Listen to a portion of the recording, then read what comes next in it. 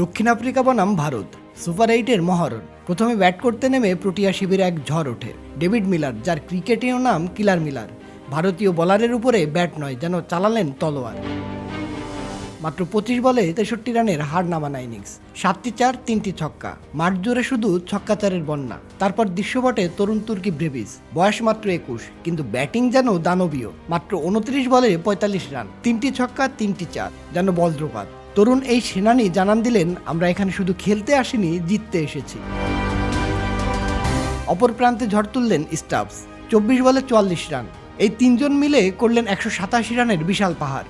ভারতের লক্ষ্য 188, কিন্তু শুরুটাই যেন দুঃস্বপ্ন। প্রথম ওভারেই ঈশান কিষান মারলেন ডাক, ফিরলেন সাজঘরে। এরপর একে একে ফিরলেন অভিষেক শর্মা, সূর্যকুমার যাদব, তিলক ভার্মা, হার্দিক পান্ডিয়া। প্রোটিয়া বোলাররা যেন দাবানল। মার্কো জানসেন উইকেট তুলে নিলেন একের পর এক। ফিল্ডিংয়ে স্টাফ যেন হাতে আঠা। দুর্দান্ত 3টি ক্যাচ তালুবন্দী করলেন। ভারতের ইনিংস থেমে গেল 111 রানে, মাত্র 18.5 ওভারে। ভারতের সম্মান বাঁচাতে শুধু শিবম দুবেই লড়লেন একা, 37 বলে 42 রান, 76 রানের বিশাল জয়। দক্ষিণ আফ্রিকা ভারতের দম্ভচূর্ণ করে বুঝিয়ে দিল, এবারের বিশ্বকাপ তাদের স্বপ্ন, তাদের মুহূর্ত। কিলার মিলারের তলোয়ারি ব্যাটিং, ব্রেভিসের ব্যাটে আগুন, স্টাফসের ঝড়ো ব্যাটিং, আর ফিল্ডিংয়ে জাদু। প্রোটিয়া শিবিরে আজ শুধুই গর্জন। এই আগুনে পারফরমেন্স ক্রিকেট বিশ্বকে বুঝিয়ে দিল, প্রোটিয়ারা এসেছে শিরোপা জিততে। তবে কি এবার ঘুচবে প্রোটিয়াদের চোকার তকমাটা? শাহিন রাব্বি, চ্যানেল বিডি স্পোর্টস।